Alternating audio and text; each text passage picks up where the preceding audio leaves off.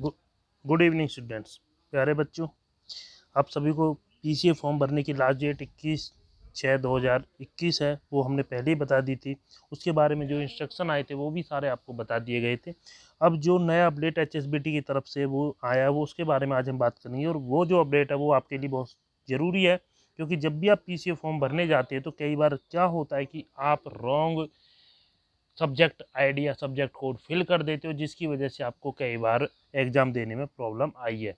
तो जब भी आप पीसीए फॉर्म फिल करें, सबसे पहले अपने सब्जेक्ट कोड फिल करते टाइम इस चीज़ का ध्यान रखें कि आपने सही सब्जेक्ट कोड भरा है। तो मैं आपको सारी चीज़ें आज यहाँ पे बताऊँगा कि किस ट्रेड का क्या सब्जेक्ट कोड है और क्या किस तरह से आपको ध्यान रखना है। तो जो इंस्ट्रक्शन है उसको देखते हैं। उनमें क्या कहा गया है? It has been observe that wrong subject ID are uploaded in PC application which is not applicable to that batch of student. For instance, in many cases where subject name is similar but subject ID are different, wrong subject ID has been uploaded by the institute for that student which is not applicable to his batch. For example, तो कई बार क्या होता है कि subject name, जैसे कि आप कोई भी सब्जेक्ट ले लीजिए तो उसकी सब्जेक्ट आईडी, मान लो आपका अप्लाइड मैकेनिक्स है या आपका मशीन डिज़ाइन है या आपका मटेरियल एंड मेटलर्जी है, तो इसकी सब्जेक्ट आईडी डिफरेंट डिफरेंट होती है, लेकिन सब्जेक्ट नेम इनका सेम है। तो ब्रांच के अकॉर्डिंग या स्कीम के अकॉर्डिंग, जैसे 2011 तक जो स्कीम थी, फिर इसके बाद 2011 से 2016 तक, इसके बाद 2017 वालों के लिए अलग थी और 2018 या 19 बैच के लिए अलग है। तो different different scheme, study schemes हैं और स्टडी स्कीम के अकॉर्डिंग सब्जेक्ट आईडी होती है। तो इन चीज़ों को आपको ध्यान रखना है कि आप किस सब्जेक्ट आईडी को फिल कर रहे हो और वो किस स्टडी स्कीम के अंदर आती है। तो स्टडी स्कीम के अकॉर्डिंग आपको अपनी सब्जेक्ट आईडी फिल करनी है। एक एग्जाम्पल बोर्ड ने यहाँ पे समझाया है, PC of student of 2011 batch has been uploaded in the subject ID 170751, which is applicable to new batch and instead should have filled 30300751 applicable to his batch।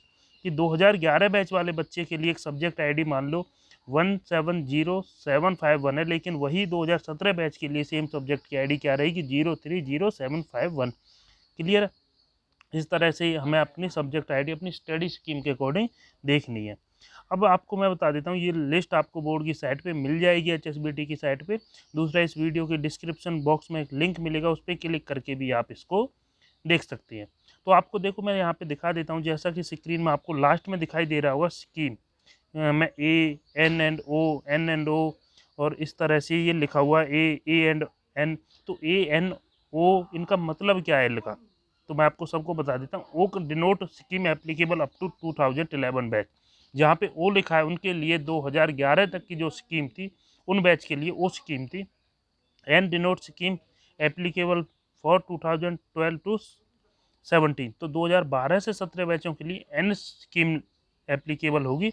But for auto, civil, computer, electrical, electronics and mechanical branch this scheme is applicable only to up to 2016। तो 2012 से 17 batch के लिए N लगेगा, लेकिन civil और जो trade मैंने बताई उनके लिए 2016 तक ये कोड लगेगा। L denote applicable only for 2017 batch. और जो एल जहाँ पे लिखा है उसका मतलब है कि 2017 बैच के लिए एप्लीकेबल है, और जिन ट्रेड के लिए वो एप्लीकेबल है वो हैं auto, civil, computer, electrical, electronics and mechanical branches. A denote applicable from 2018 batch. तो ए जहाँ पे लिखा है उसका मतलब है कि 2018 बैच के बाद की जितनी भी हैं उनके लिए ए स्कीम है।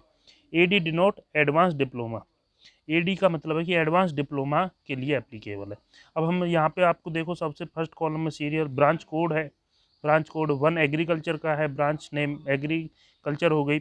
Semester first year, first semester, और ये इस तरह से सब्जेक्ट कोड यहाँ पे दिए हुए हैं, सब्जेक्ट नेम दिए हुए हैं और किस स्कीम के लिए आपको एप्लीकेबल है। अब आपको ध्यान देना है इस चीज़ को भरते टाइम कि आपने किस सेशन में लिया था और उसके लिए कौन सी स्कीम लगेगी, उसी के अकॉर्डिंग अपना सब्जेक्ट कोड फिल करें। इस चीज़ को ध्यान रखें। कई बार क्या होता है कि आप सब्जेक्ट कोड सब्जेक्ट नेम से भर देते हो, लेकिन आपकी स्कीम के लिए वो एप्लीकेबल नहीं है, तो इस चीज़ का विशेष ध्यान रखें। बात हम आज यहाँ पे करेंगे एक ब्रांच के एग्जाम्पल से, हम समझते हैं। और हम समझेंगे मैकेनिकल ब्रांच के लिए जो सब्जेक्ट कोड है तो मैकेनिकल ब्रांच का सब्जेक्ट ब्रांच कोड आपको पता है कितना है, 14 होता है।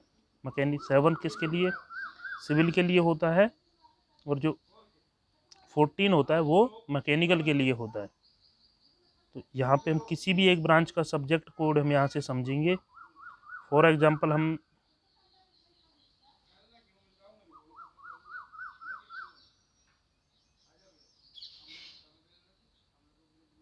एक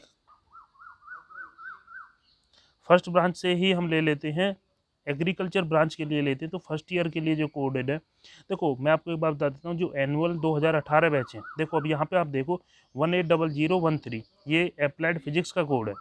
और ए का मतलब क्या है, अभी मैंने ए का मतलब क्या बनाया था कि जो बैच 2018 से एप्लीकेबल है। तो ए मीन्स 2018 में जिन बच्चों ने एडमिशन लिया उनके लिए ए स्कीम है, और उसके लिए सब्जेक्ट आईडी ये रहेगी। क्लियर है। 181015 इंजीनियरिंग ग्राफिक्स का है, स्टडी स्कीम ए, मतलब इसका मतलब क्या है कि ये, अब देखो इंजीनियरिंग ग्राफिक्स है, आप समझो एग्जांपल को, इंजीनियरिंग ग्राफिक्स है, और इंजीनियरिंग ग्राफिक्स का मान लो आपने कोई लास्ट टाइम में आप 2017 किसी और बैच में थे, और उस टाइम आपका कोड कोई डिफरेंट होगा, लेकिन अगर आपने 2018 में एडमिशन लिया है तो आपके लिए कोड क्या रहेगा, 180015। इंजीनियरिंग ग्राफिक्स आगे भी आपको मिलेगी। देखो इंजीनियरिंग ड्राइंग, क्लियर है। तो इंजीनियरिंग ड्राइंग यहाँ पे कोड है 170025, ये रहा, ये एग्रीकल्चर सेकंड सेमेस्टर के लिए।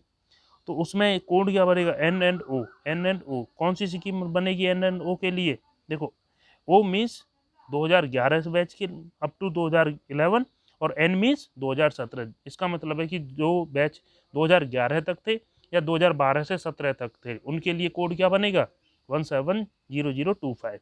तो इस तरह से आपको कोड को और स्कीम को ध्यान में रखना है, और जब भी आप पीसीए फॉर्म में कोड फिल करें तो अपनी स्टडी स्कीम के अकॉर्डिंग जो सही कोड है वो ही पीसीए फॉर्म में फिल करें, ताकि आपको कोई प्रॉब्लम्स का सामना ना करना पड़े।